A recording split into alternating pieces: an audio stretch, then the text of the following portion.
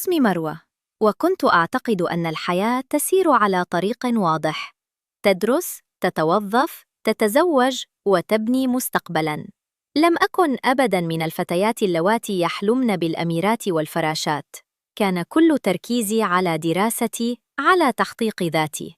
لكن منذ صغري وأنا أحمل بداخلي شعوراً غريباً، طاقة مكبوتة كنت أظنها أمراً طبيعياً تمر به كل فتاة. كنت أهدئ نفسي كل ليلة بطقوس خاصة لم أتحدث عنها مع أحد قط، واكتشفت بعد سنوات أن ما كنت أفعله ليس عادة شائعة كما تخيلت. كبرت وانشغلت بالدراسة ثم العمل. في 25 وبعد عام من التحاقي بوظيفة مرموقة، دخل حياتي رائد. كان زميلي في العمل هادئ الطباع، مهذباً، دائم الاهتمام بي بطريقة لطيفة وغير مباشرة. شعرت بإعجاب متبادل، لكنني تخوفت من فكرة الارتباط في مكان العمل. كنت حذرة، أخشى أن أي خطوة قد تؤثر على مستقبلي المهني. لكنه سبقني بالخطوة. طلب مني موعداً لزيارة والدي، وجاء ومعه كلام رقيق جعل قلبي يطمئن. قال إنه معجب بشخصيتي، بطريقتي، وإنه لن يجد امرأة مثلي. وافق والداي عليه دون تردد، خاصة أنه زميلي في العمل. وبدا وكأنه قطعة من السكر، هادئ، مهذب ومثالي. لم يحضر معه أحداً لخطبتي. والداه منفصلان ويعيشان حياتهما، وهو تربى عند جدته. تفهمت ذلك، وشعرت أنه رجل يعرف كيف يدبر أموره. قررنا أن تكون فترة الخطوبة عاماً كاملاً نجهز فيه ما نحتاج. وفي يوم الزفاف شعرت أنني توجت قصة حلم بدأت بشكل مثالي. كان فرق السن بيننا 4 سنوات فقط، وهو ما يعني أن التفاهم سيكون سهلاً. لكن أولى علامات القلق ظهرت بعد الزواج مباشرة. بدأ رائد يتعامل مع مرتبي بطريقة غريبة، وكأنه يختبر حدودي. في البداية كان يتظاهر بأن أموالي ليست مهمة، لكنه سرعان ما بدأ يطلب مرتبي كاملاً بحجة أنه دخل في جمعيات كثيرة ويحتاج دعماً. قبلت، لأنني زوجته ولأنني أردت أن أظهر له الدعم. لكن ما حدث لاحقاً جعلني أتساءل: هل كان هذا الرجل الهادئ الذي أحببته هو نفسه من يخطط لسلب كل ما أملك؟ خطاف النهاية. كنت أعتقد أن هدوءه علامة على الرزانة، لكني كنت أجهل أن أسوأ العواصف هي التي تأتي في صمت. مرت الأشهر، وبدأت شخصية رائد الحقيقية تنكشف مثل قشرة تتساقط عن ثمرة فاسدة. لم يكتفي بأخذ مرتبي، بل بدأ يطالبني بمجوهراتي بحجة أنه يريد أن يستثمرها في مشروع يضمن مستقبلنا. صدقته، وأعطيته كل ما أملك من ذهب، ووقعنا عقد شراكة في محل اعتقدت أنه ملك لنا. كنت أعتقد أنني أؤسس مستقبلاً مشتركاً، لكن الحقيقة كانت أكثر قسوة. مع الوقت بدأ خلافنا المالي يتحول إلى جفاف عاطفي. أصبح بارداً، بخيلاً في مشاعره، لا يبادر ولا يعطي. كنت أشعر أنني أعيش مع غريب، رجل يتعامل معي وكأنني شريكة عمل فاشلة وليست زوجته. حاولت مراراً أن أفتح معه مواضيع تتعلق بالاحترام المتبادل، لكنه كان يتجنب أو يرد بردود ساخرة تجرح كرامتي. كنت أفكر في الانفصال، لكن المجتمع والعائلة كانا يشكلان ضغطاً هائلاً علي. اصبري، كل البيوت فيها مشاكل. كانت هذه العبارات تتردد في أذني. بعد عامين من الزواج اكتشفت أنني حامل. لم يكن حملاً مخططاً له، بل جاء في وقت كنت أفكر فيه بجدية في الرحيل. شعرت أن القدر يريد أن يربطني به أكثر. أخبرته، فبدا فرحاً بالكلام، لكنه لم يظهر أي اهتمام حقيقي.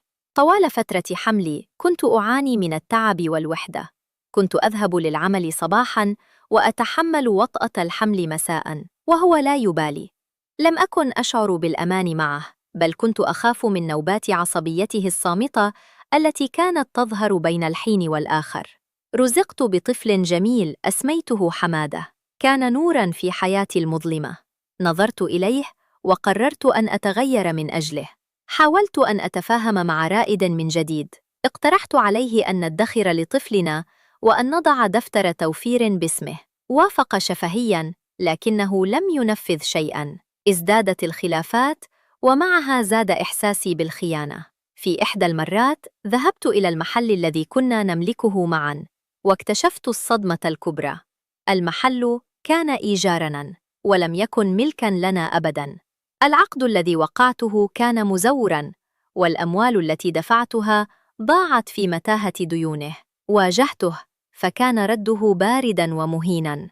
هذا هو المتاح. عندها أدركت أنني لم أكن زوجة، كنت مجرد ضحية. خطاف النهاية.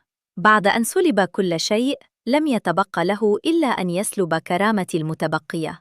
لكني لم أكن أعلم أن الخيانة الأكبر كانت لا تزال تنتظرني. بعد أن انهارت كل أحلامي في الاستقرار، قررت أن أعيش من أجل حمادة فقط.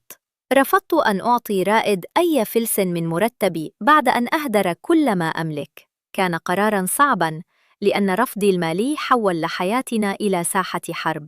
بدأ يتعامل معي ببرود شديد، وكأنني لم أكن شيئاً في حياته.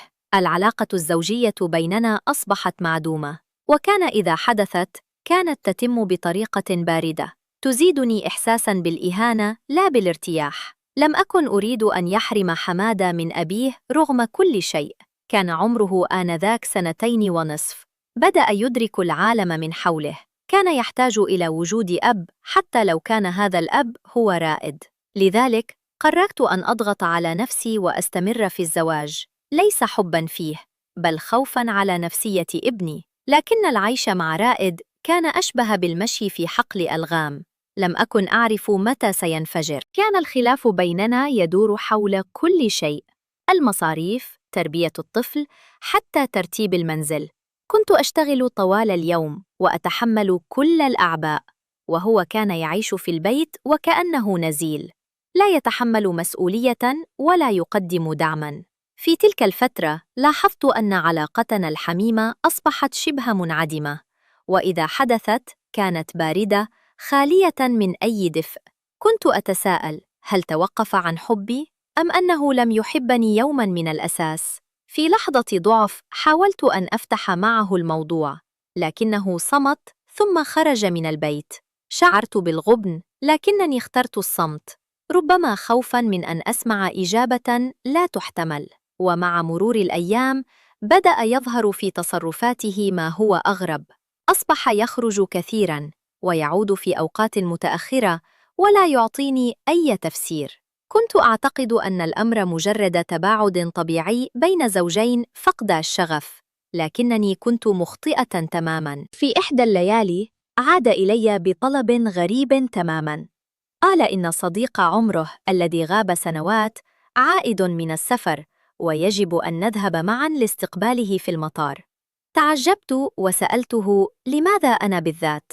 فنظر إلي نظرة غريبة وقال عبارة حيرتني كثيراً: تعالي نغير جو، يمكن الحياة تفتح لنا خير. كان كلامه مبهماً، لكنني وافقت ظناً أنها نزهة لكسر الروتين. أخذت حمادة معي وتوجهنا إلى المطار. في تلك اللحظة لم أكن أعلم أن هذه الرحلة ستقلب حياتي رأساً على عقب. خطاف النهاية. وقفت في المطار أنتظر صديق العمر. لم أتخيل للحظة أن القدر كان يجهز لي مفاجأة ستهز كل ما آمنت به. عندما رأيت يوسف صديق رائد شعرت وكأن الزمن توقف. لم أكن أتوقع أن يكون بهذه الوسامة والأناقة.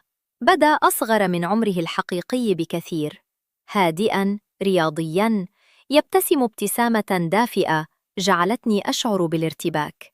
سلم علي بأدب وقال: سمعت عنك الكثير، لكني ما تخيلت إنك بهذا الجمال. شعرت بالحرج، لكن كلماته كانت لطيفة ومهذبة. عدنا إلى المنزل وأعددت الغداء. جلسنا نتحدث، ضحكنا وسهرنا. كان يوسف مختلفاً تماماً عن رائد، اجتماعياً، دمه خفيف، وكلامه يحمل دفئاً كنت أفتقده منذ سنوات. حتى حمادة ارتبط به سريعاً. في اليوم التالي فوجئت بأن رائد خرج تاركاً إيانا وحدنا بحجة مشوار قصير. مرت الساعات ولم يعد. شعرت بالغضب من هذا التصرف غير المسؤول، لكن يوسف طمأنني وقال إنه سينتظر عودته. تحدثنا كثيراً في ذلك اليوم عن الحياة، عن الطموحات، عن أشياء بسيطة، لكنها كانت كافية لأن أشعر أنني على قيد الحياة من جديد. رحل يوسف بعد أن عاد رائد، لكنه ترك رقمه معي. في الأيام التالية بدأ يتصل من وقت لآخر، يدعونا للغداء، يشكرني على الطعام بطريقة تلامس القلب. كان أسلوبه راقياً، محترماً، بعيداً عن أي تجاوز. شعرت أنه رجل يعرف كيف يضع الحدود، لكنه أيضاً يعرف كيف يجعل المرأة تشعر بقيمتها. في أحد الأيام وبينما كنت في المنزل مرتدية ملابسي المريحة، فتح باب الشقة فجأة. ظننت أنه رائد فلم أهتم، لكني فوجئت بيوسف يقف أمامي. صرخت مذعورة وهرعت لأرتدي ملابسي. شعرت بالخيانة والغضب، لكنه وقف مهدئاً واعتذر بحرارة، ثم قال جملة جعلت قلبي يتوقف. رائد هو من طلب مني أن آتي، وأعطاني المفتاح من زمان. لم أستطع استيعاب ما يقوله. بدأ يشرح: جوزك مدين لي بمبلغ كبير، ومن زمان وهو هربان مني. النهاردة استلم مني آخر المبلغ، وقال لي إنه مش راجع تاني، واداني المفتاح وقال لي دي هديتي ليك. شعرت أن الأرض تهتز من تحتي. رائد لم يغب للمشوار، لقد باعني فعلياً لصديقه. خطاف النهاية. كنت أظن أن زوجي بخيل ومهمل، لكني لم أتوقع أبداً أن يصل به الأمر إلى أن يتاجر بي. كيف سأواجه هذه الحقيقة المدمرة؟ جلست على الأرض بعد أن قال يوسف كلمته: لا أستطيع التنفس. شعرت أن جسدي كله يتحجر. رائد، الرجل الذي تزوجته عن حب، الذي أنجبت منه ابني، يبيعني كهدية لسداد ديونه؟ لم أستطع تصديق ذلك. طلبت من يوسف أن يغادر فوراً، وهو يحاول تهدئتي، مؤكداً أنه لم يأتي أبداً بهذه النية، وأنه أحبني من بعيد واحترمني لدرجة أنه رفض فكرة أن يكون وسيلة في صفقة قذرة. قال: أنا عرفت إنك إنسانة مختلفة، واستحرمت إني أتعامل معك بالطريقة الوسخة دي. لكن كلماته لم تكن كافية. شعرت بالغثيان. خرجت أبحث عن رائد، لكنه كان قد اختفى. اتصلت به مراراً، لا رد. ذهبت إلى أهله، قالوا إنه أخبرهم أنه مسافر للعمل. شعرت أنني في قاع حفرة لا قرار لها. دخلت في حالة انهيار نفسي شديدة. لم أكن أستطيع الأكل أو النوم، وكنت أتخيل نظرات الناس لو عرفوا ما حدث. لكن حمادة كان يبكي بجانبي، يحتاجني، يذكرني أن الحياة لم تنتهي. بعد أيام من الصدمة بدأ يوسف يتصل بي، يسأل عن حالي ويعتذر مجدداً. كنت في البداية أرد عليه بغضب، لكن مع الوقت شعرت أنه الوحيد الذي يفهم حجم الخيانة التي تعرضت لها. كان يوسف مختلفاً، يتحدث معي باحترام، يطمئنني، ويؤكد أن مشاعره تجاهي حقيقية، نابعة من إعجاب صادق وليس من صفقة فاشلة. طلب مني أن أرتبط به رسمياً، وقال إنه سيعوضني عن كل ما فات. رفضت في البداية، كنت خائفة، لا أثق في أي رجل بعد ما حدث. لكن مع مرور الأشهر بدأ قلبي يلين. شعرت بالوحدة وبالحاجة إلى من يحتويني. يوسف كان مستمراً، لا يضغط، فقط يسأل ويهتم ويذكرني بأنني أستحق الحياة. بدأت أفكر في الارتباط به، لكن الخوف كان يمنعني. ماذا لو تكرر السيناريو؟ ماذا لو كان يخفي نوايا أخرى؟ وفي الوقت نفسه حمادة بدأ يسأل عن أبيه، وكل يوم كان يزداد شوقاً لرائد، مما زاد معاناتي. خطف النهاية. وقفت بين رغبتي في العيش من جديد وخوفي من تكرار المأساة. لكن السؤال الأصعب كان: كيف أثق في رجل آخر بعد أن خانني أقرب الناس إلي؟ مرت أشهر وأنا أتأرجح بين القبول والرفض. يوسف كان مثالياً في تعامله، لا يتجاوز حدوده ولا يضغط علي. كان يرسل لي بين الحين والآخر رسائل تطمئن قلبي، ويسأل عن حمادة وكأنه ابنه. شعرت أنه مختلف، لكنني كنت أخشى أن أكون وقعت في فخ الرجال الذين يتقنون التمثيل كما فعل رائد من قبل. حمادة كبر قليلاً وأصبح يسأل أكثر عن والده. كنت أتجنب الإجابة، أحياناً أقول إنه مسافر، وأحياناً أصمت. شعرت أن ابني بدأ يشعر بالفراغ رغم محاولاتي لتعويضه. كنت أتساءل، هل سأظل أسيرة هذا الماضي إلى الأبد؟ هل سأعيش بقية عمري أدفع ثمن خيانة رائد؟ في لحظة ضعف اتصلت بيوسف واعتذرت له عن ردود فعلي السابقة. قال إنه فهم وإنه مستعد للانتظار مهما طال الوقت. سألته إن كان لا يزال يرغب في الارتباط بي، فأجاب: من قلبك أنا حبيتك، مش من جيبك أو شكلك. أنت أمانة في عنقي، ولو قبلت أكون معاكي مش هتندمي أبداً. كلماته كانت مريحة، لكن قلبي ظل خائفاً. فكرت في كل ما حدث، كيف فقدت أموالي ومجوهراتي وكرامتي، ثم زوجي. كيف عشت سنوات في جحيم بارد مع رجل لم يكن يحبني بل كان يستغلني. ثم كيف اكتشفت أنه باعني كسلعة. كل هذه الصدمات جعلتني أفقد الثقة في الجميع، لكنني أيضاً تذكرت كيف كانت ابتسامة حمادة تشفي جراحي، وكيف أن الحياة لا ترحم من يقف مكانه. شعرت أنني بحاجة إلى فرصة جديدة، ليس فقط لأجل نفسي، بل لأجل ابني الذي يحتاج إلى أب حقيقي، يحتاجه إلى بيئة مستقرة تعوضه عن غياب والده البيولوجي. ما زلت مترددة، لا أعرف إن كان قلبي سيستطيع أن يفتح أبوابه من جديد. يوسف ينتظر، وحمادة ينمو بسرعة، وأنا أخشى أن أكون قد أضعت فرصة السعادة الحقيقية بسبب جروحي القديمة. لكن الأكيد أنني لن أسمح لأحد أبداً أن يسرق مني قرار مصيري مرة أخرى. ربما يكون الجواب في الداخل، في قلبي، لكنه يحتاج وقتاً ليظهر. هل أثق في قلبي من جديد وأمنح يوسف فرصة؟ أم أظل أسيرة خوفي وأندم على ما فات؟ القادم وحده سيكشف إن كانت هذه بداية النهاية السعيدة أم مجرد فصل جديد من الألم.